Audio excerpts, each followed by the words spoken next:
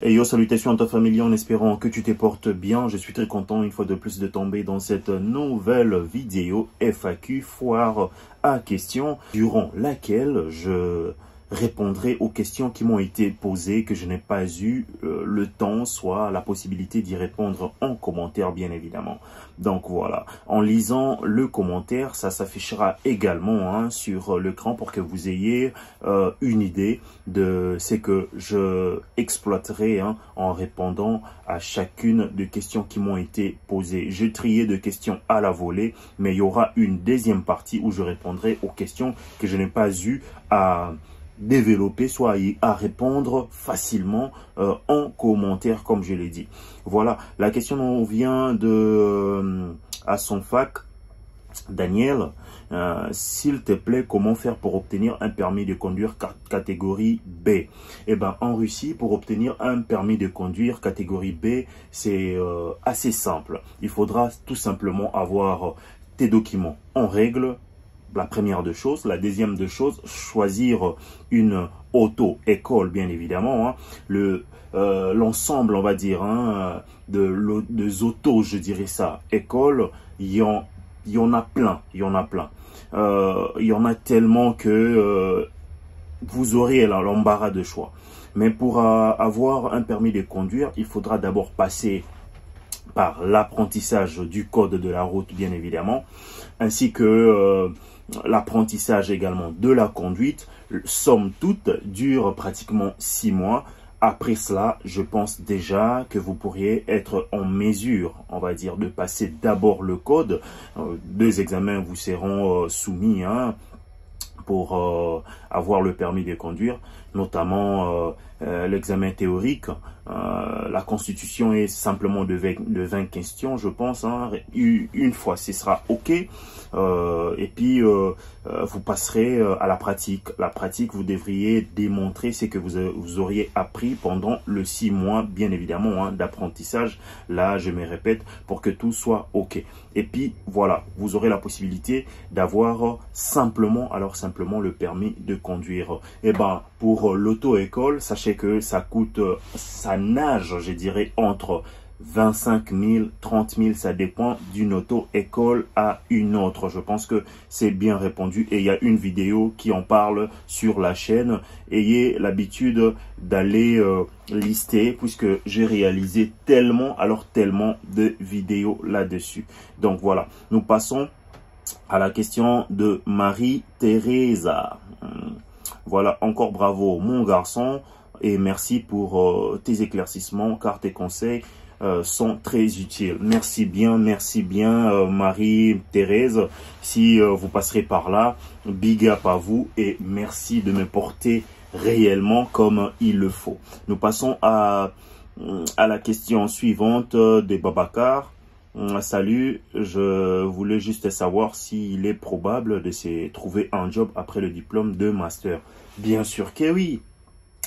La majeure partie des étudiants qui arrivent à obtenir un diplôme en Russie, bien évidemment, s'empressent de retourner en Afrique. Il y en a également qui dévient, on va dire, leur domaine de prédilection, soit le domaine pour lequel ils ont pu obtenir ces diplômes, ils ont étudié, voyez-vous. Il y a toujours, je dirais, cette façon-là de faire le chose qui est de finir ses études ici, avoir un diplôme et retourner dans son pays pour aller travailler. Mais il y a possibilité, si vous avez la capacité également, de prouver que le temps que vous avez passé à étudier n'est pas un temps vain, vous n'avez pas perdu inutilement votre temps, on va dire, et que vous êtes dans la possibilité, je dirais ça, de prouver réellement le diplôme que vous avez obtenu en ce moment-là, c'est OK. J'en connais beaucoup, beaucoup qui sont dans le domaine pour lequel ils ont étudié. C'est tout à fait normal et c'est possible. Ça reste possible. Nous passons à la question de Tanda Tajouté. Excusez-moi si je coche un peu sur le nom, mais c'est comme ça.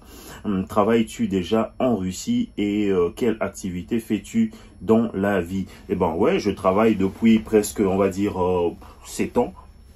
Ça doit faire presque 8 hivers que je suis déjà bien installé ici, là. Donc, c'est un peu ça ma vie. Je travaille un peu dans tout. Je suis dans le domaine du transport, le domaine de la restauration et le domaine de l'événementiel également, hein, légèrement titillé.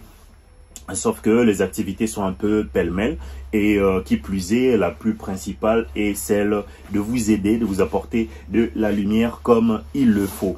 Prêtez pas attention hein, au cadre clairement. Hein. Je suis dans un cadre un peu, on va dire, charbonneux. Donc, vous comprendriez avec moi, c'est un peu genre. Nous passons à la question suivante. Nous avons Rachel qui nous pose: peux-tu gagner combien par avec le métier des livraisons? Eh ben, pour être livreur, c'est assez simple. C'est assez simple. Tout bonnement, il faudra avoir, on va dire, le temps, tout simplement. Et le temps, je pense que tout le monde en a à revendre. Il y a plus de sociétés de livraison, il y a Uber, il y a Yandex, il y a Citymobile, il y en a tellement. Donc, ça dépend de la ville également dans laquelle vous êtes. Mais on peut gagner combien? Ça dépend hein, de l'intensité du travail, tout simplement. Parce que la livraison, généralement, est payée par commande. Et qui plus est, il y a un surplus par heure, clairement. Cela dépendra du nombre d'heures et du nombre de commandes que vous aurez par jour déjà. S'il faudra convertir en dollars, déjà, je pense que vous nagerez facilement, alors très facilement, dans le, je dirais ça, 100 dollars, 120 dollars la journée. C'est là, une fois de plus, dépend de la quantité du travail, bien sûr. Donc, voilà. On a également la question de Tsayovo qui nous pose: n'allez pas, enfin, c'est une affirmation d'ailleurs. N'allez pas en Russie éviter l'Europe de l'Est. Ça dépend, ça dépend. Aller en Russie éviter l'Europe de l'Est, ça dépend, on va dire, d'une personne à une autre. Vous savez que la possibilité hein, d'étudier en Russie, de venir étudier en Russie, c'est une possibilité, on va dire, assez friante. Spasibo большое, брат. Assez friante réellement. Parce que le coût est assez moindre par rapport à l'Europe centrale, voyez-vous. Cela dépend également d'une personne à une autre. Et la vie, laissez-moi vous dire, elle est pareille. Peut-être mieux que dans certains pays. Certains pays d'Europe centrale, eh ben, ce qui change simplement, c'est au niveau de loi, au niveau du social légèrement, mais les réalités, je dirais, sont toutes pareilles. Donc voilà.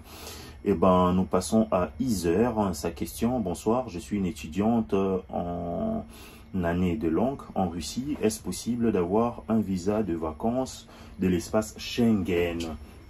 Eh ben, sachez que c'est possible, mais il faudra avoir une personne vivant déjà dans l'espace Schengen, bien sûr, hein, pour avoir beaucoup plus de chances d'obtenir un visa, mais sachez que ça reste possible, donc voilà.